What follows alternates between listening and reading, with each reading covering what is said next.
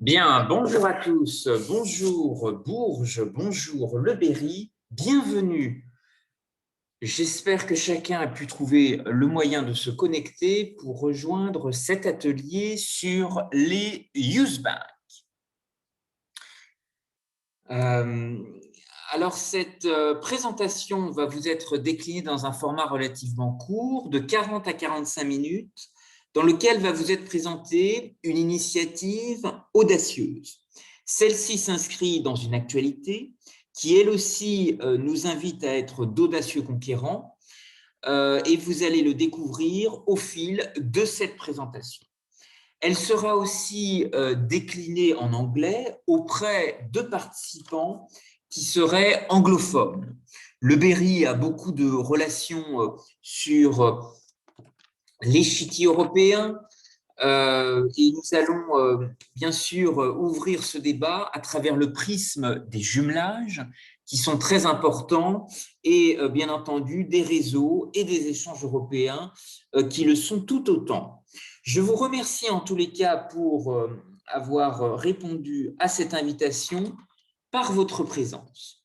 Alors pour introduire le débat d'aujourd'hui, je voudrais vous inviter à marcher sur les pas d'un très grand négociant, c'est Jacques Coeur, qui a fait sa fortune en déployant sa connaissance de réseau, qui a essaimé à la fois une formidable toile économique et culturelle depuis Bourges, mais aussi depuis un certain nombre de comptoirs, je pense à Montpellier, et qui a réussi à rayonner sur l'ensemble de l'Empire ottoman, de ses comptoirs et de cet espace qui était régi par la sublime porte.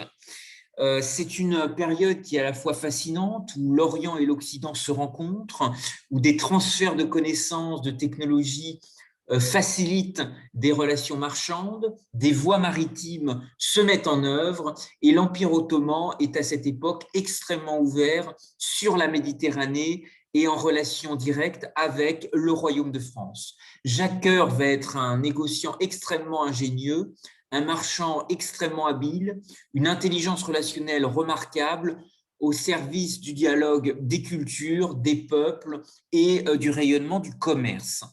Je vous mentionne ce profil extrêmement atypique parce que des relations avec nos amis irlandais se développeront également lors de la Grande Famine avec les comptoirs de la sublime porte dans l'Empire ottoman, où le sultan enverra des cargaisons humanitaires euh, à la destination de ports irlandais. Et je voudrais rappeler l'existence de sociétés savantes, d'érudits irlandais qui vont beaucoup s'intéresser au développement fluvial, au développement de canaux. Ces canaux sont un élément fort du progrès, un moyen de connecter des territoires, et Ptolémée est l'un des premiers géographes à mentionner l'importance de ces canaux pour le développement irlandais. Ce qui est intéressant, c'est que finalement, des marchands, des voyageurs vont vulgariser et mettre en avant l'importance de ces réflexions prospectives, ces réflexions pour l'aménagement du territoire, et en vue de permettre justement l'aménagement ici dans le Berry du Cher, en vue de sa navigation qui sera encouragée plus tard par les physiocrates pour le canal du Berry. C'est un chemin extrêmement intéressant qui parcouru, qui fait le lien entre Jacques Coeur, le rôle de carrefour du Berry avec le reste de l'Europe, et ce lien extrêmement étonnant entre les rives du Levant et les rives du Ponant, ce qui montre de façon intéressante comment une histoire de pionniers et de découvreurs relie également le Berry. Alors, pour financer ces grandes aventures, il faut aussi être en capacité de financer des risques. Et des coopérations transfrontalières vont aussi exister pour apporter un financement rapide et répondre à des besoins de trésorerie.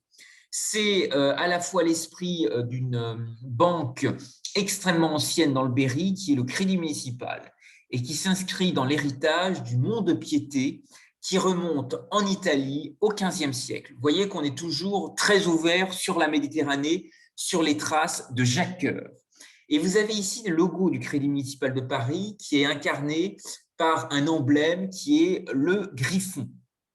Le griffon qui est une référence aux mines d'or d'Apollon et qui a été déjà le premier emblème du mont-de-piété créé en 1462 par un moine, Barnabé de Terni. Alors, les échanges avec nos amis irlandais sont forts dans de nombreuses autres synergies, et en particulier sportives.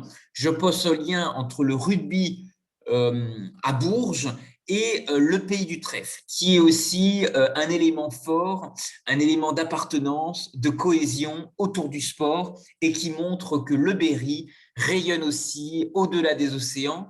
Il a rayonné grâce à Jacques Coeur vers la Méditerranée, mais aussi vers l'Atlantique Nord, vers nos cousins celtiques.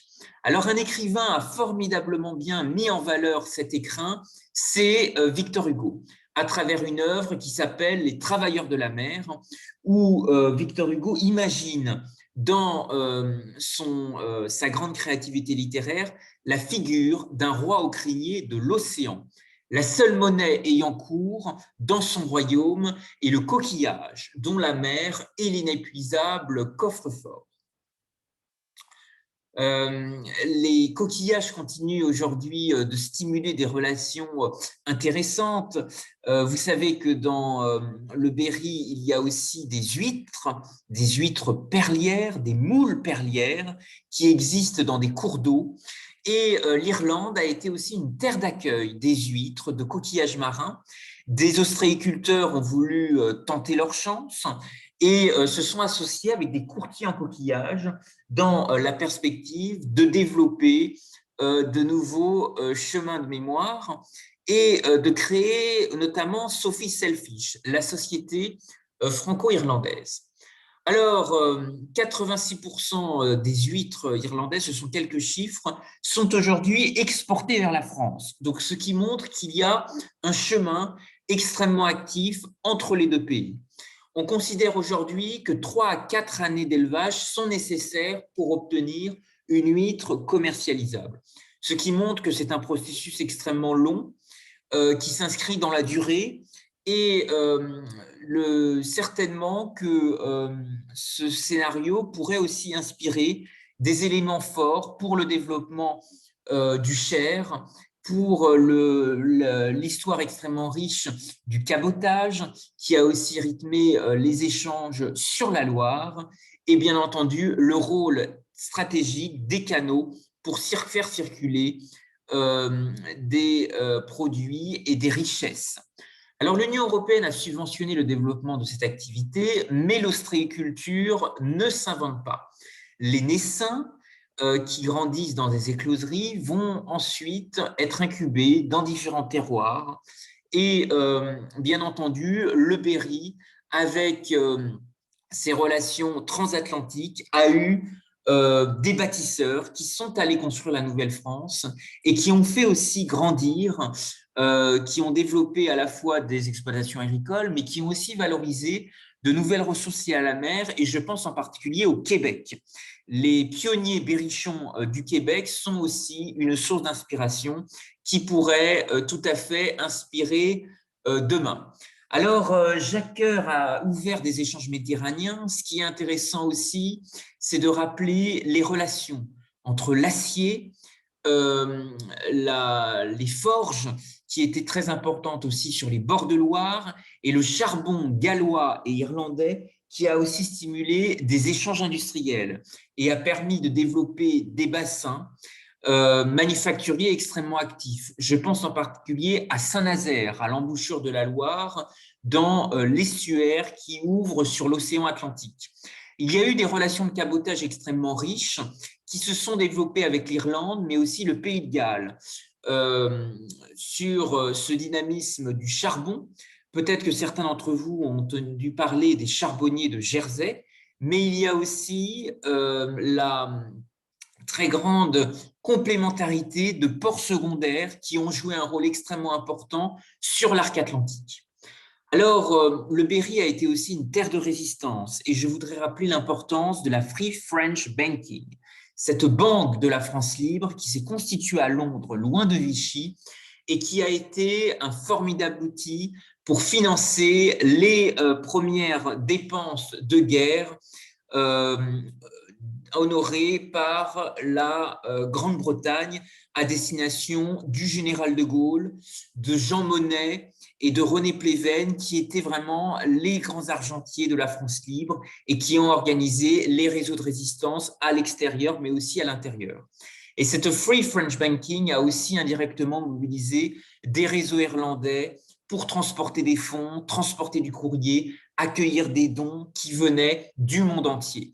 Ce qui révèle encore une fois l'extraordinaire talent des diasporas. L'Irlande a un ministère de la diaspora, ce qui montre l'extraordinaire rayonnement que le Berry et l'Irlande peuvent inspirer ensemble au-delà des mers et des océans.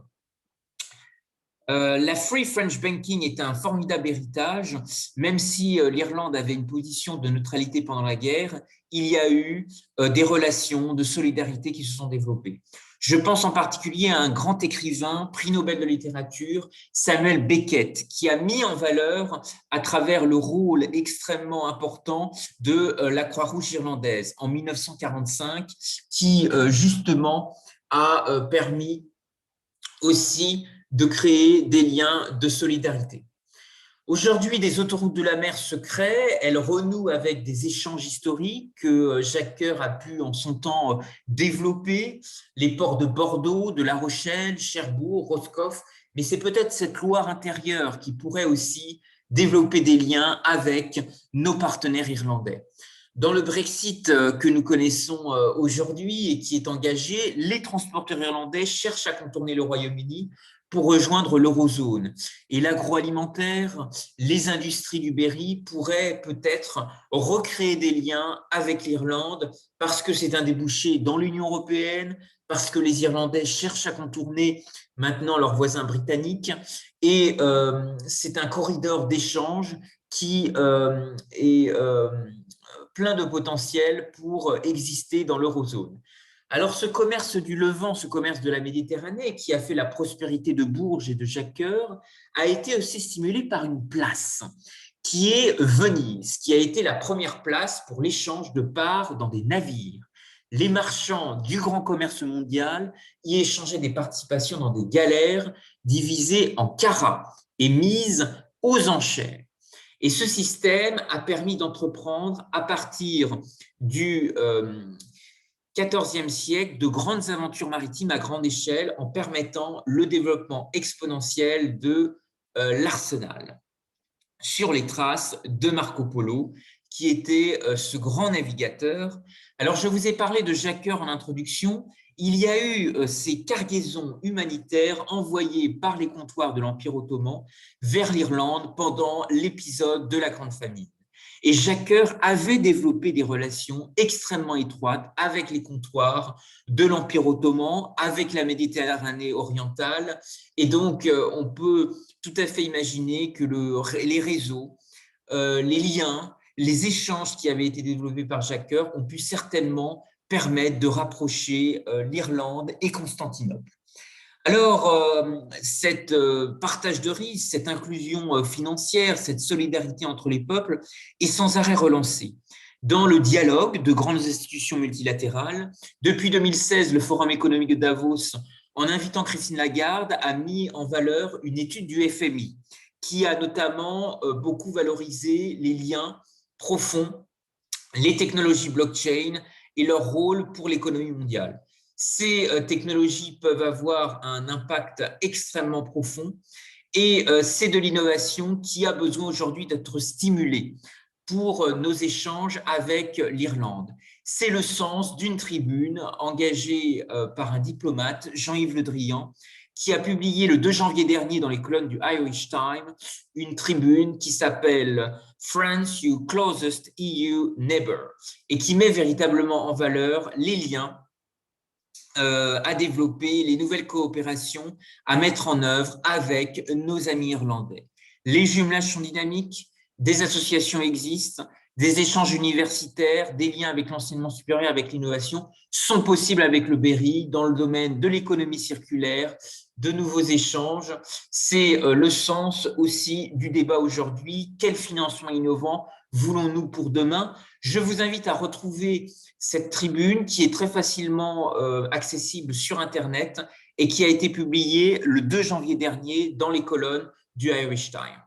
Alors, je vous parlais que l'Irlande a un ministère de la diaspora. Je voulais apporter à travers cette conférence le regard d'un expatrié et vous dire qu'il existe une diaspora irlandaise extrêmement active au Moyen et en Extrême-Orient jusqu'en Australie, qui est présente à travers des clubs, clubs d'investisseurs, clubs de regroupement d'expatriés présents dans des compagnies aériennes et qui pourraient tout à fait stimuler les échanges avec le Berry.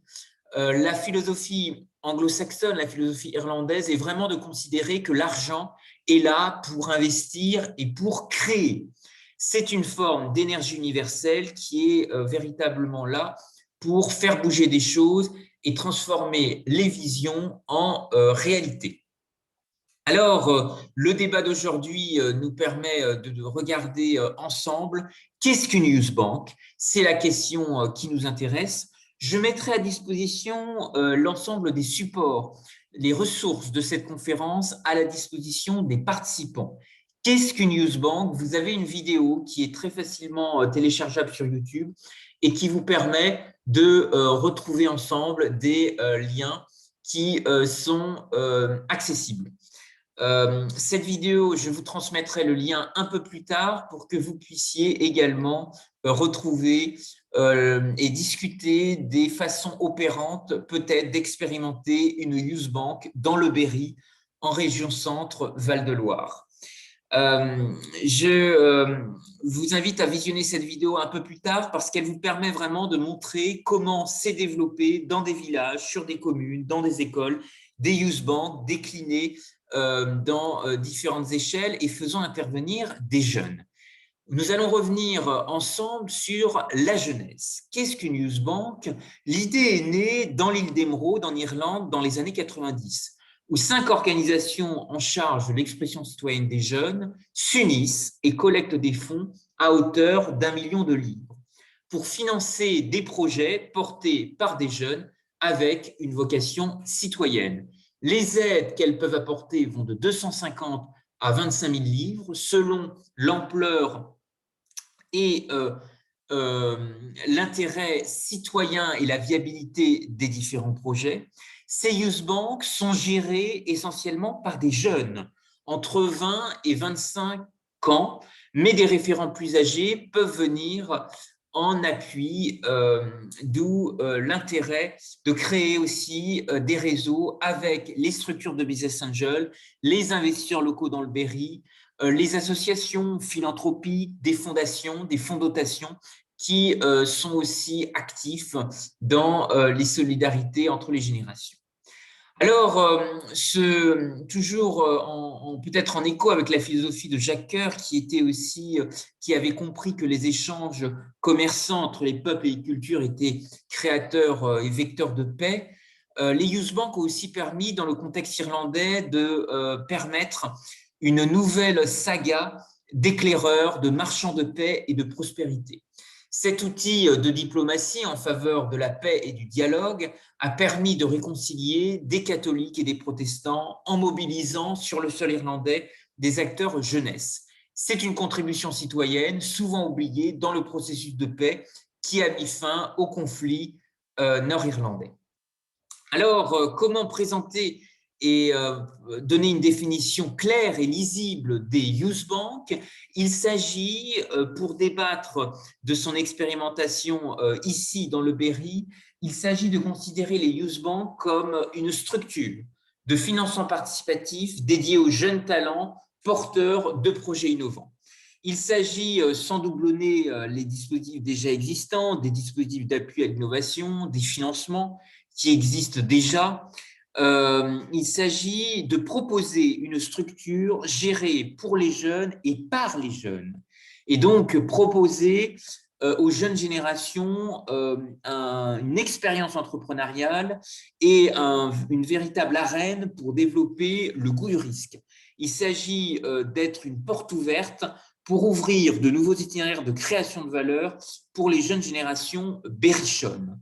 C'est peut-être un élément qui est aussi extrêmement important et qui peut créer aussi des liens avec des lycées, des centres d'apprentissage, des organismes de formation.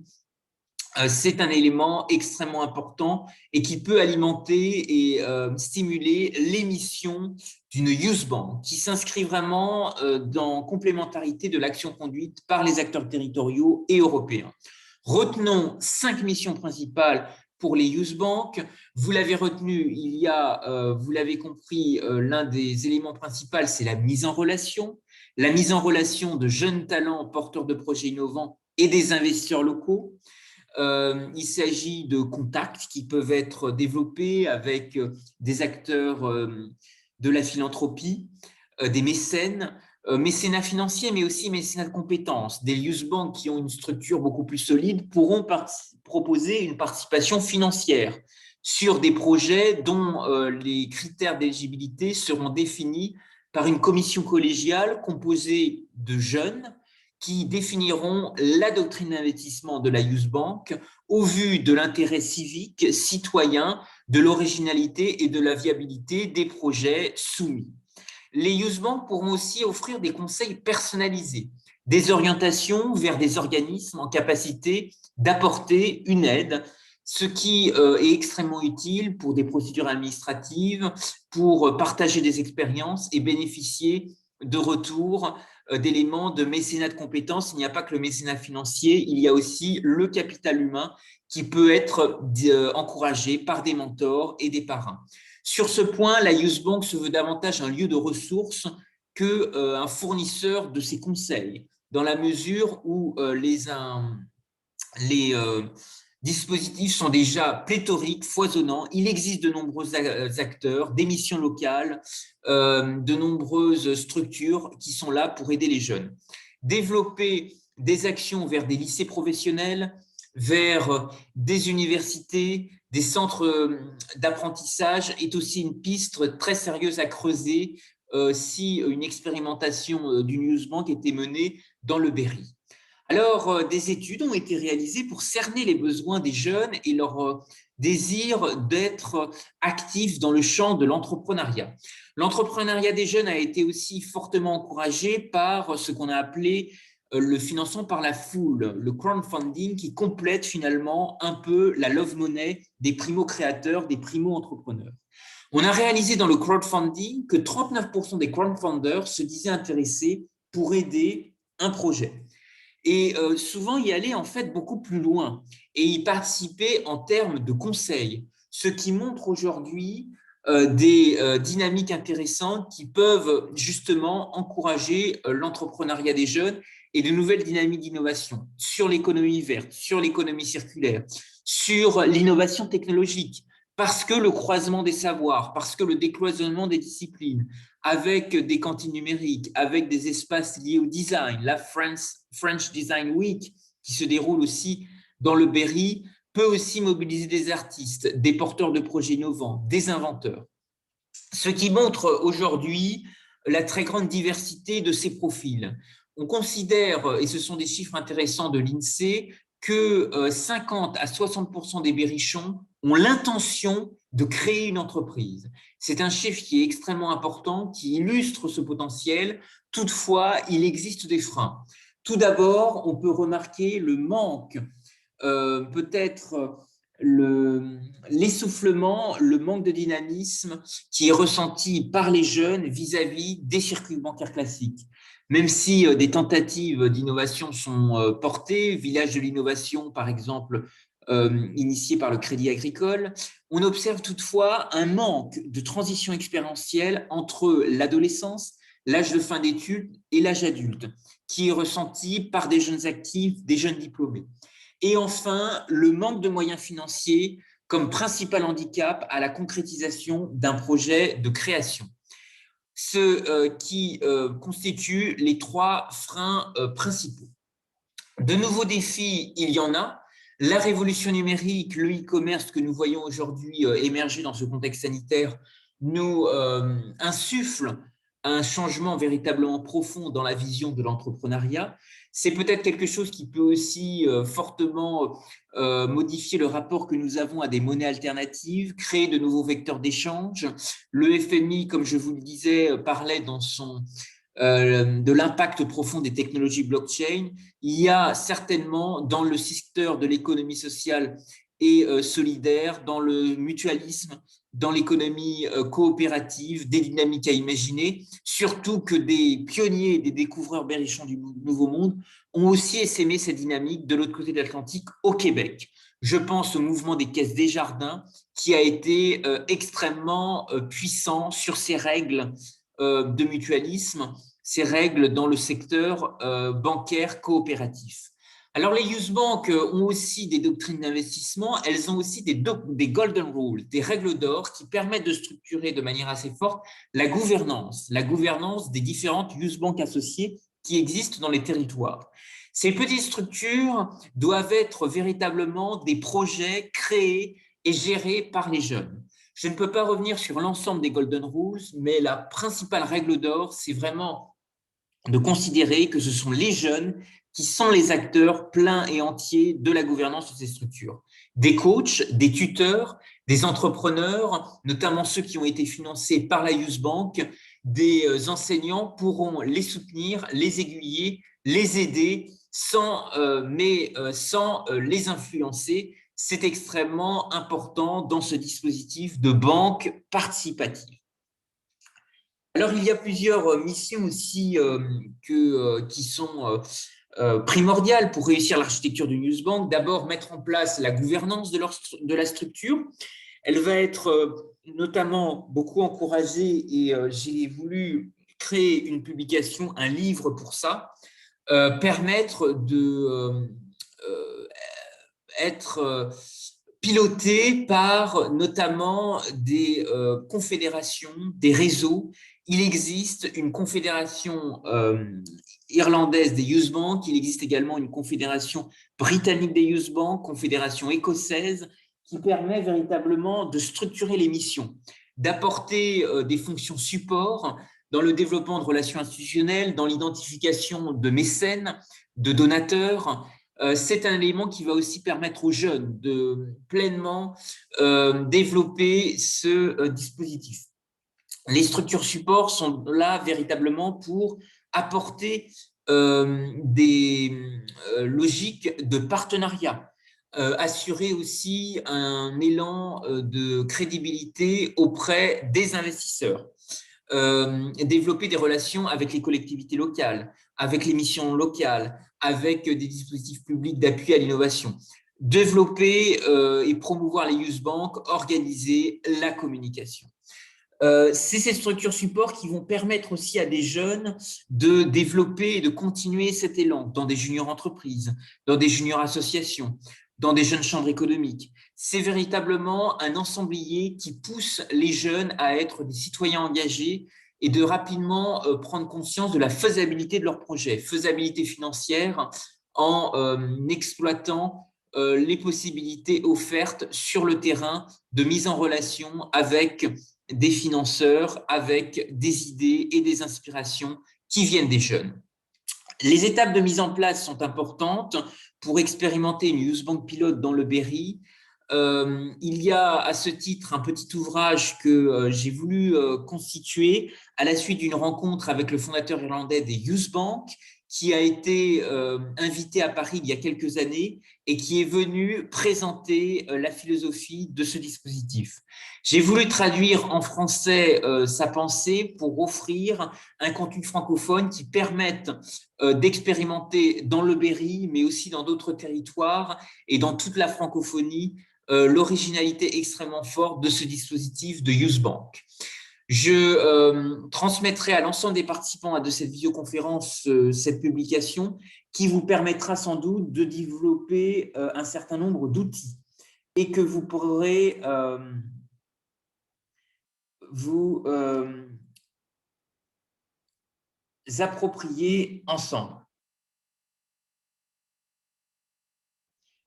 Euh, je vous remercie pour votre attention et je souhaite en tous les cas vous inviter à découvrir ce sujet des financements innovants qui est à mon avis extrêmement fort pour le développement.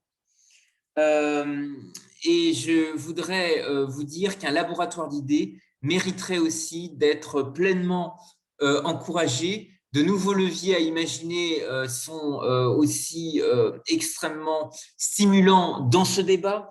Je pense que beaucoup d'acteurs pourraient tout à fait encourager la prise de risque et l'innovation dans ce domaine. Il y a un travail à faire en réseau, peut-être avec d'autres villes qui pourraient aussi être des laboratoires. Je pense que Bourges a un très grand potentiel aussi à développer avec sa grande vie culturelle festive et ses approches festivalières qui peuvent aussi attirer de nouveaux leviers de réappropriation de l'espace public pour des associations et des startups. Je voudrais signaler en Irlande, mais aussi dans de nombreux pays anglophones du Commonwealth, l'existence d'un modèle qui s'appelle le Media for Equity, qui consiste à offrir des espaces publicitaires à des associations, des festivals, des organisations jeunesse, des organismes qui souhaitent développer des projets citoyens. Et c'est un élément extrêmement intéressant de réappropriation de l'espace public. Ici, vous avez l'exemple d'un arrêt de bus dans lequel, justement, a été mis en place de façon assez intéressante, un décor insolite. Et peut-être que les Youth Bank, à défaut de mobiliser du mécénat financier, pourraient travailler avec des collectivités pour développer de nouveaux écrins participatifs pour les jeunes dans l'espace public qui permettraient de sensibiliser des acteurs qui voudraient les soutenir et qui voudraient les aider dans ce domaine. Je rappelle des outils numériques qui sont mis à votre disposition si vous souhaitez poursuivre le débat et vous dire qu'il y a aussi une page Facebook, Youth Bank France, un compte Twitter et une page Instagram dans lequel vous pouvez retrouver l'ensemble des actualités, l'ensemble des éléments de débat qui aujourd'hui sont mis à la disposition du public, de l'ensemble des participants à cette visioconférence et vous pouvez rejoindre des événements, faire part de votre intérêt de créer une newsbank dans vos territoires respectifs et encourager l'innovation, faire grandir la créativité berrichonne. Il y a des pépites et des talents cachés que nous ignorons et qui pourraient certainement rayonner à l'international en s'accrochant aux dynamiques collaboratives développées par la diaspora irlandaise jusqu'en Australie. Les Berrichons sont aussi des explorateurs. Il y a une histoire de pionniers, de découvreurs qui est exceptionnelle. De l'autre côté de l'Atlantique, avec le Québec, dans le Canada atlantique, mais il y a bien sûr un rayonnement qui existe aussi au-delà des mers et des océans, de grands pionniers qui nous inspirent. Et je crois que Jacques Coeur nous laisse aussi un témoignage d'ouverture sur le monde qui est également à prendre en compte. Je voudrais vous remercier à tous. Je vous laisse euh, réagir, si vous le souhaitez, dans votre bulle de discussion, dans la bulle dans laquelle vous pouvez réagir. Je voudrais vous inviter à faire part de vos réactions et je vous remercie encore une fois pour votre attention. Place aux échanges.